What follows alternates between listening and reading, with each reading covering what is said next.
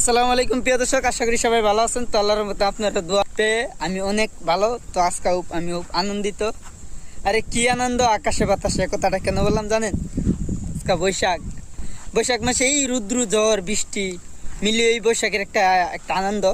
So দেখুন হয়তো কিন্তু বৃষ্টি পড়তেছে, আর আমার উপরে দেখুন শুধু মেঘ, আসমানে শুধু মেঘ ছাড়া আর কিন্তু কিছুই জানা।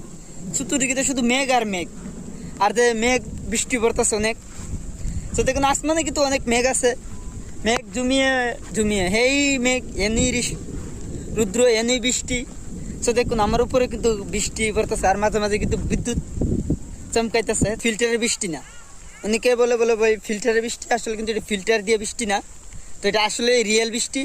তো একটা অনেকে প্রশ্ন জাগতে পারে, বলে ভাই তো রিয়েল বৃষ্টি যদিও তাহলে এই ফোন কেড়ে আসলে ভাই এই ফোন যে আমার রাতের যে ফোনটা, এটা কিন্তু ওটার জানা মানে পানিতে আধা ঘন্টার মতো রাউন্ড যা, হালকা একটু বৃষ্টি পড়তেছে। তো দেখুন আমার শরীর টুল কিন্তু ভিজে গেছে। দেখুন বৈশাখের আনন্দটা আলাদা, গ্রাম অঞ্চলে বৈশাখের আনন্দ কিন্তু আলাদা একটা, আমরা মনে মধ্যে একটা পিলিক করে। তো দেখুন সোনার বাংলাদেশের সোনার ফসল ধান, অনেক ফসল এবছর মাসাল্লাহ ভালো ফসল ধান হয়েছে।